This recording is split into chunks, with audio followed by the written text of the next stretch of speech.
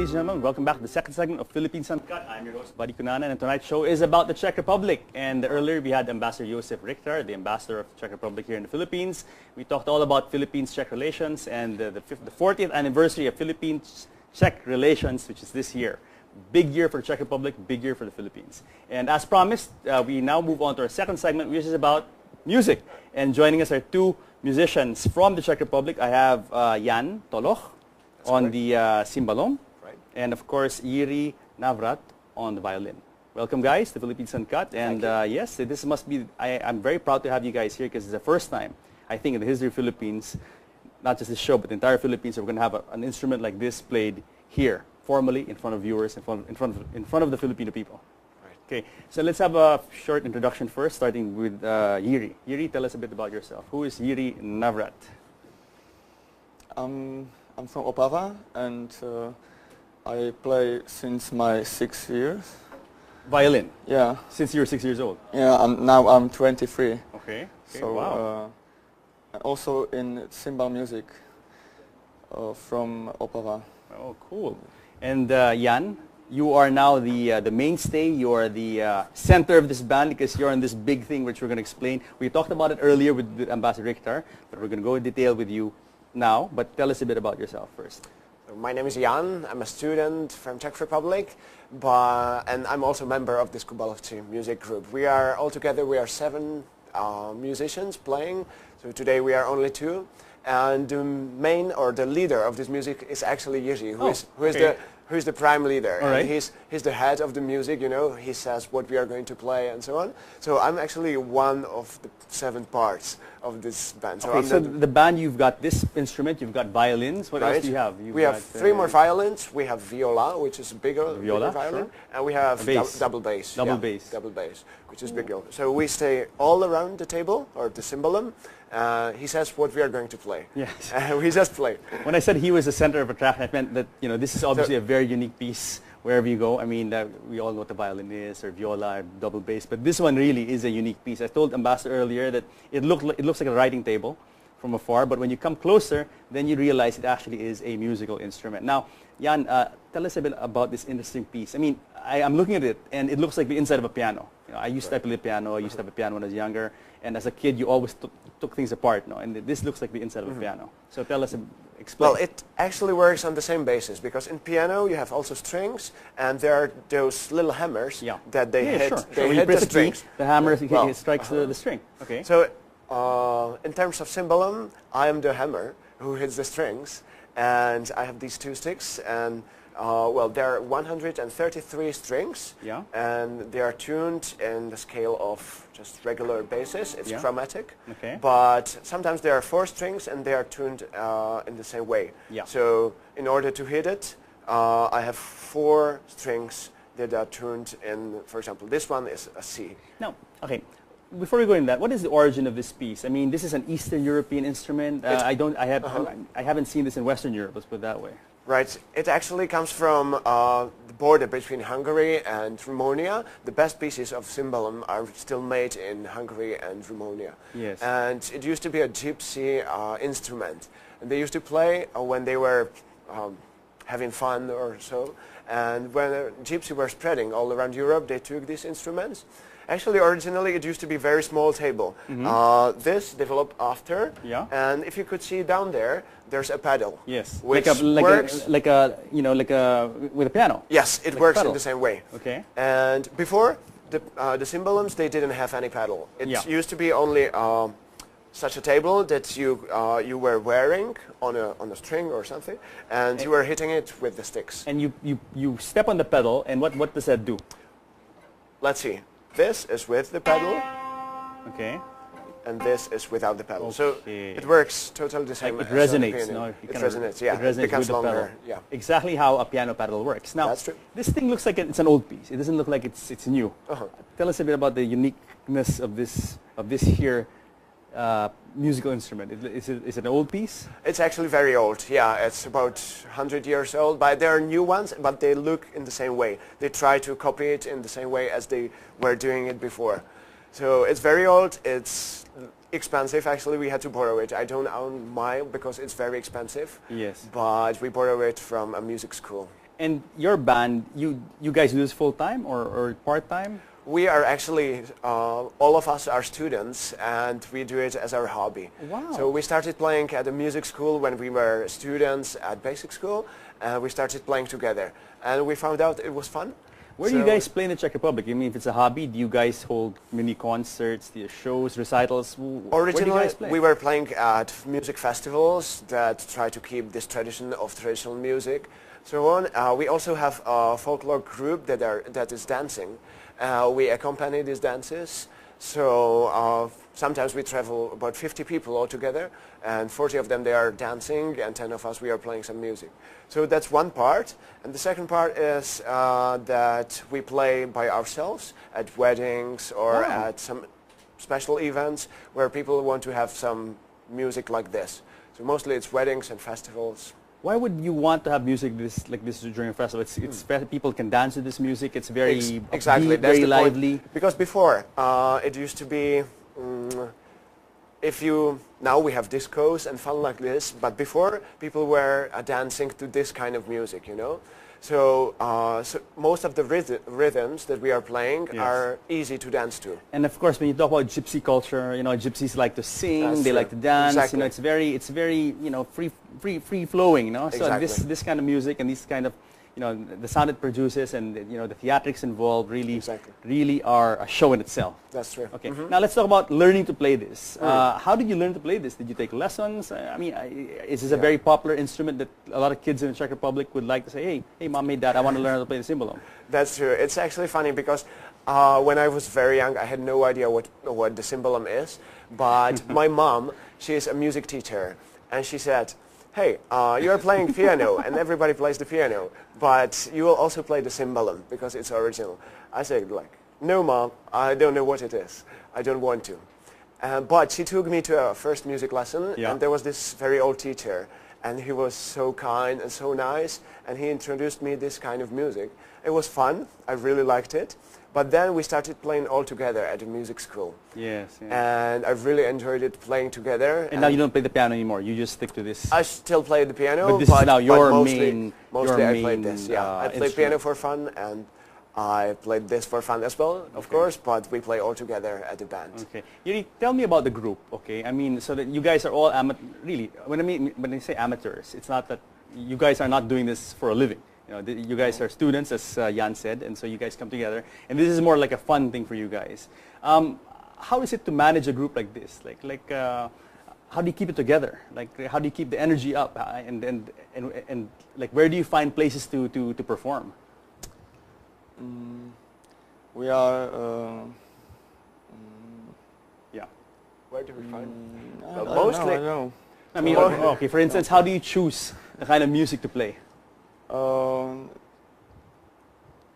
First time I see the cymbal on our square, on our city, and I love it. And my mom took me to this, to Roman Kubala, our teacher, and I was starting with cymbal music. And that's how it all came together. Now, That's true. what other instruments can you play together with this? You mentioned, I mean, pretty much all strings.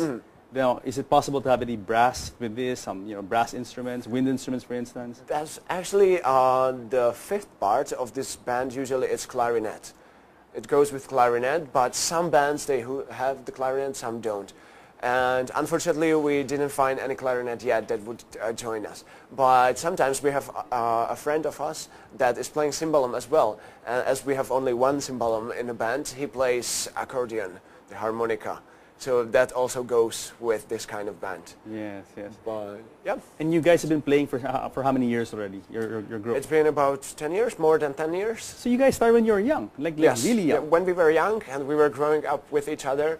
So we are kind of family. And all of you are We know like in each your other. early 20s already. That's What true. happens when you graduate? I mean, do you guys have younger kids who will take the places of those graduating, Well, one graduation for us was actually at high school because, as Jirka mentioned, there was this teacher, Roman Kubala, that we took his name in our in the name of the band, and he was really great. He showed us the whole culture and all the songs. So mostly it was him who chose the repertoire, what we will play. But the graduation came when he said, okay guys, now you're mature enough, and now you need to take care of yourself by yourself. Cool. So we started playing together, and nowadays we are managing this or by each other. And Jirka or other guys, they just bring some songs, and we are trying to listen to it, find out how is the harmony and how is the melody, and we try to develop it in our way so that we can produce it and play it. Cool. So now let's play your first. I understand you're going to play 2 pieces now. So tell us about the first piece quickly. This is very. What are we going to play first? Lakatosh. Okay. Lakatosh. What is it? It is a traditional Czech piece. It's actually Lakatosh is a name of a gypsy. Actually. Nice. I like it already. So this is very mellow melody that we are usually playing at the beginning of the concerts. Right. When we want to keep the attract the audience, but very slowly, smoothly. Okay. So well, this is the first one, and then you'll play something else before we close. So let's not keep the audience waiting. Let's hear Lakatosh. Okay. Yes, sir.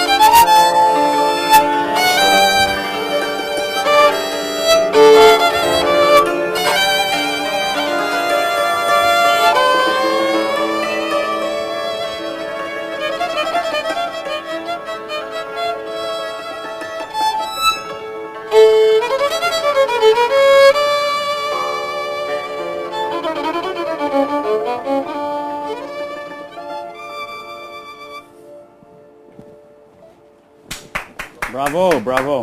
You know, Jan, I have to say, I was looking at you play, and wow, I mean, I got lost just seeing you hit all these strings. Now, how can you tell which string is which? It's it's all the same to me. It actually grows with practice, you know, as everything, it grows with practice. It's, you know, as I mentioned before, the order is chromatic, but it's not a rule. I don't know why, but for example, C, D, E is here, but then it continues with F, G, and B. So you really must have incredible hand and eye coordination, because you see all these, and you have to hit them just right, because if you hit something else, then obviously it makes a different sound. That's true. Amazing. Now, the second piece you're going to play, and we're going to say goodbye with this piece to our audience now. What are you going to play? Let's play something fast. Okay, this will get faster. All right. So the first half, it's called actually E hore nad Polanu. And anyway, it's actually long term. The Polanu here stands for a region in Czech lands before. Now it's Czech Republic. It's Polana, and this song Oh, it actually used to be Slovakia. All right. So it used to be it comes from the Czechoslovakia. area, all right? It comes from the area of Slovakia. And it celebrates this region, you know. So most of the species, they were celebrating these regions. All right. So, okay. So So guys, again, good luck here in the Philippines with your shows and stuff, and I hope you have a great time in the Philippines. And guys, I'm going to leave you now in the able hands of Jan and Yuri as they give us a special piece from Czechoslovakia and Czech Republic and Slovakia. I'm sorry, right. Czech Republic and Slovakia. That's true. All right, so I hope you enjoyed your show on Philippines Uncut today. Join us again next week on the show where we talk about what matters to you because you guys matter the most. Take it away, Jan and Yuri. Thank you very much.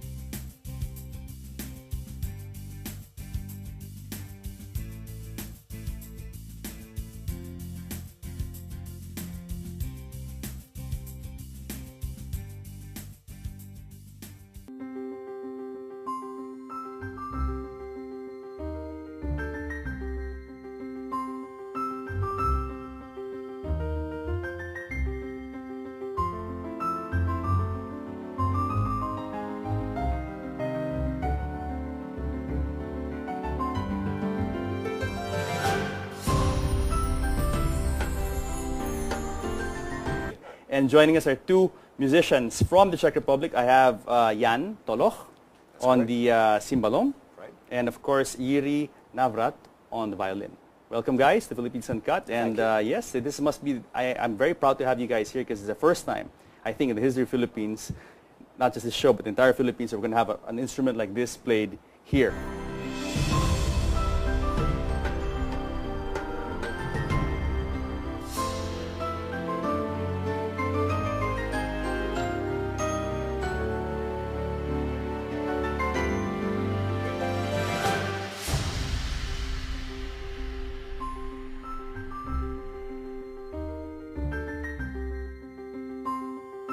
evening, ladies and gentlemen. Welcome back to the second segment of Philippines Uncut. I'm your host, Buddy Cunanan, and tonight's show is about the Czech Republic. And earlier we had Ambassador Josef Richter, the ambassador of the Czech Republic here in the Philippines. We talked all about Philippines-Czech relations and the 40th anniversary of Philippines-Czech relations, which is this year.